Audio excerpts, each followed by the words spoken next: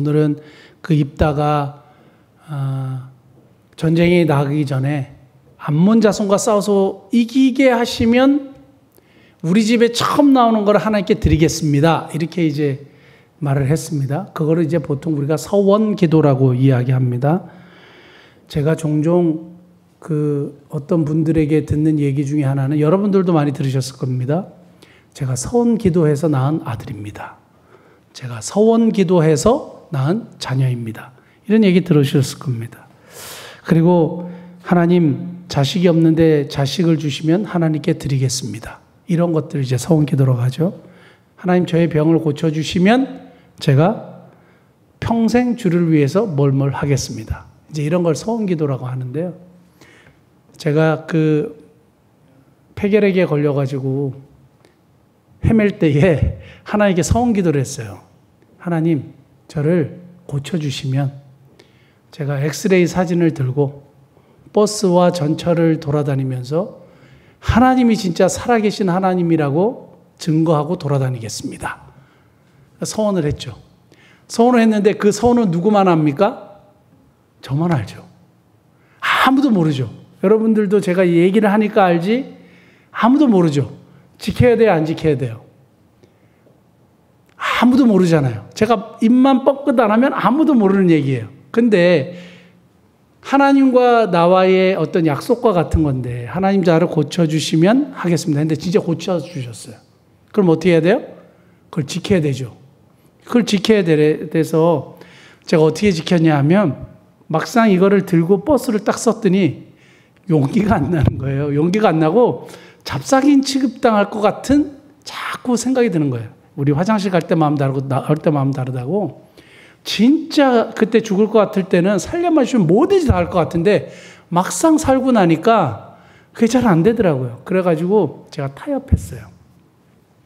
엑스레이 사진을 들고 그리고 그 버스 그냥 그때는 이렇게 손잡이 있고 앞에 이렇게 사람들이 옆에 앉아 있지 않습니까?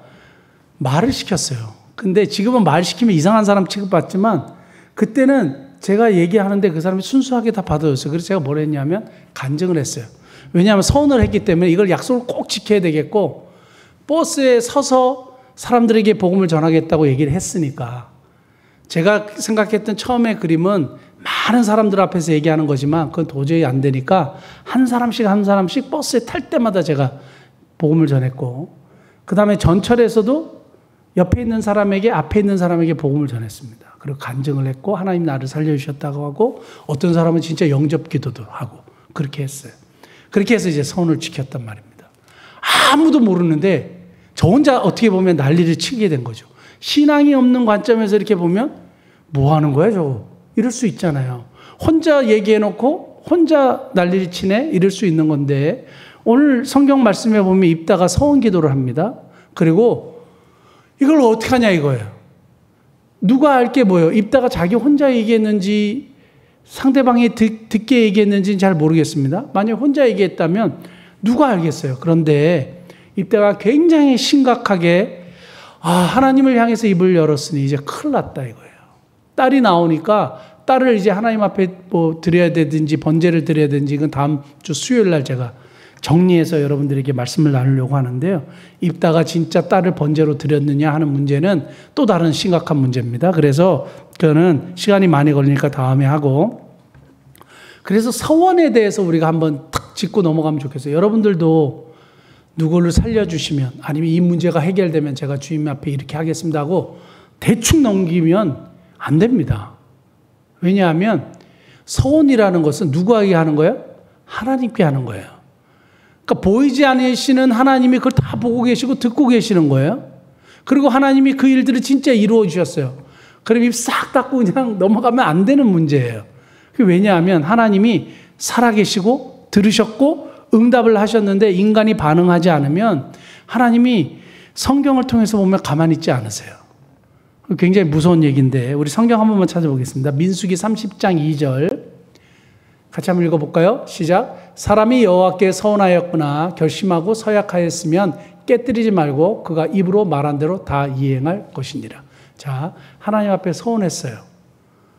서원했는데 상황이 바뀌었어. 그리고 어떤 상황이 마음에 안 드는 상황이 벌어졌어요. 내가 또 시험에 들었거나 뭐 어떤 상황이 발생했어요. 그거 안 지켜도 됩니까? 아니에요. 지켜야 된다고 그래요. 하나만 더 찾아보겠습니다. 시편 15편 4절. 그의 눈은 망령된 자를 멸시하며 여호와를 두려워하는 자들을 존대하며 그의 마음에 선한 것은 해로울지라도 변하지 아니하며. 하나님은 그의 마음에 선한 것은 해로울지라도 변하지 않은 자를 기뻐하신대요. 그러니까 선한 것을 반드시 지키는 자를 하나님이 기뻐하신다고 되어 있습니다. 성경을 제가 쭉 연구하다 보니까 서원이 취소되는 경우는 딱 결혼하기 전 여자들에게만 적용이 되는데, 그것도 시아버지나 남편이 괜찮다 이렇게 무효라고 해줘야 그것이 이제 성립이 되는 겁니다. 서원은 여전히 살아있는 것으로 되어 있는데 결혼하기 전 여자들에게만 서원 취소가 가능한 걸로 되어 있어요. 그런데 다른 성경을 이렇게 쭉 찾아보면 재밌는 이야기가 있습니다. 레기 27장 2절 한번 볼까요? 이스라엘 자손에게 말하 이르라. 만일 어떤 사람이 사람의 값을 여호와께 드리기로 분명히 서원하였으면 너는 그 값을 정할지니. 제사장이 값을 정해요. 그러니까 하나님 앞에 우리 자녀를 드리겠다. 또는 여기는 사람으로 되어 있지만 또 우리 집을 드리겠다. 이렇게 되어 있는데요. 레위기 27장을 읽어보면 굉장히 흥미로운 게 뭐냐면 5살부터 20살까지, 20살부터 60살까지, 60세 이상 다 값이 달라요. 그리고 서원을 했는데 가난한 사람이 너무 가난해져 갖고 그걸 못 갚게 됐어요. 그러면 제사장이 그 사람을 불러다가 상황을 보고 너무 가난하니 조금만 내라. 이렇게 이제 제사장이 정해주면 그걸 내도록 돼 있어요. 그건 뭐예요? 반드시 서원을 지키라 이거예요. 반드시 서원을 지키고 그 약속한 것을 만약에 사람을 하기로 했는데 물건으로 바꾸고 싶어요. 그럼 어떻게 해야 돼요? 20%를 더 내도록 그렇게 했어요. 그러니까 그런 이야기들을 종합해 보면 한마디로 얘기하면 하나님께 말한 것, 하나님께 약속한 것은 반드시 지켜라. 이게 서원의 핵심이에요. 그러니까 다른 말로 얘기하면 함부로 서원하지 말아야 되고 서원을 했다면 반드시 지켜야 되는 거예요. 그리고 해로울지라도 그 서운한 것을 변치 않아야 돼요. 그러면 말한 것을 그대로 지키는 언행일치의 신앙을 가져야 되는 거예요. 자, 서원은 함부로 하면 안 되고 핵심은 이겁니다. 제가 이제 많은 이야기를 준비했지만 그냥 이것만 말씀드릴게요. 서원은 함부로 하면 안 돼요. 왜 함부로 하면 안 돼요? 하나님이 보고 계시고 하나님이 듣고 계세요. 그러니까 이러한 서원에 관한 이야기는 하나님을 인식하는 문제죠. 내가 진짜 하나님을 인정하고 하나님을 경외하는 사람이면 코람되어 하나님 앞에서 살아가는 사람이어야 될 텐데 그러면 함부로 말하거나 함부로 입에서 내지 않겠죠. 하겠습니다 하고 안 하고 거짓말하고 하지는 않겠죠.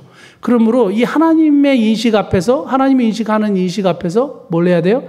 서원을 함부로 하면 안 되고 반드시 하나님 앞에 서원한 것은 지켜야 돼요.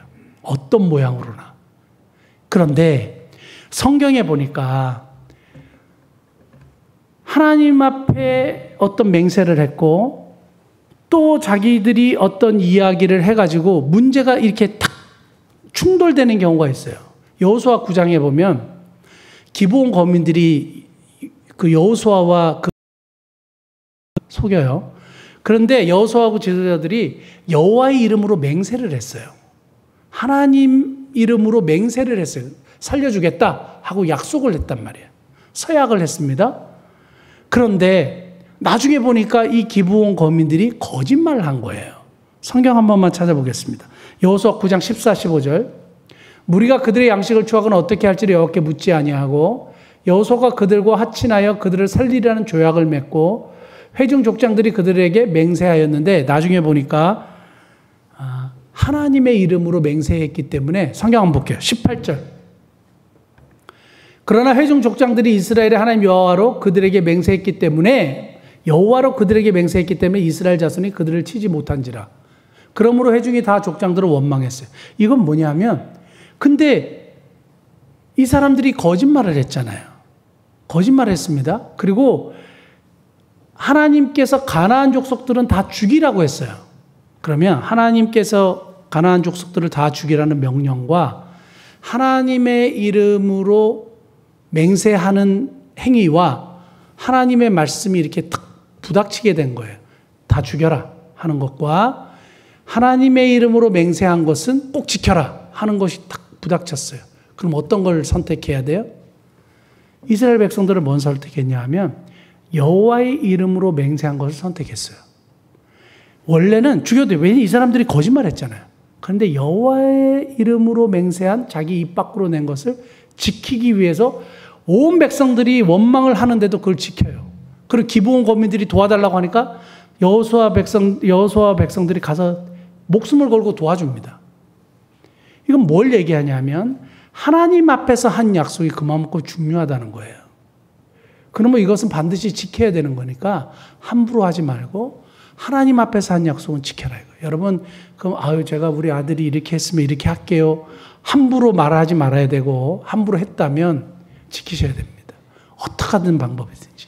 그런데 여기서 핵심이 있어요. 힌트가 뭐냐면 하나님의 말씀대로 하나님의 말씀에 따라서 자기들이 그걸 지키려고 노력을 했어요.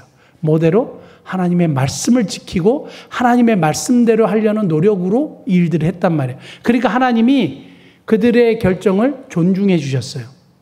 우리가 하나님 앞에 약속한 것을 지킬 때에 어떤 방법으로 지켜야 되느냐? 하나님의 말씀대로. 하나님의 말씀의 약속대로. 만약에 서운한 것이 너무너무 지금 버거우면 그럼 물러야죠. 어떻게 물러요? 하나님께서 뭐라고 말씀하시는지 성경에 근거한 원칙대로 내가 그 서원을 물러야 되죠. 그냥 얘기해놓고 하나님 취소 이러면 안 된다 이 말이에요. 하나님의 말씀대로 우리가 해야 되는데 성경 마지막으로 한 구절만 찾아보고 말씀 마치겠는데 마태복음 12장 36절 내가 너에게 이르노니 사람이 무슨 무익한 말을 하든지 심판날에 이에 대하여 신문을 받으리니 말씀에 사람이 하나님 앞에서 말한 말 있잖아요. 그리고 그것이 굉장히 쓸데없는 소리나 이런 것들은 결국 하나님 앞에서 신문을 받게 된대요. 무서운 얘기입니다. 그리고 내가 얘기해놓고 전혀 지키지 않은 것도 하나님 앞에 결국엔 다 드러나게 된다는 얘기예요. 그러니까 그거 가지고 하나님이 평가하신다는 얘기예요.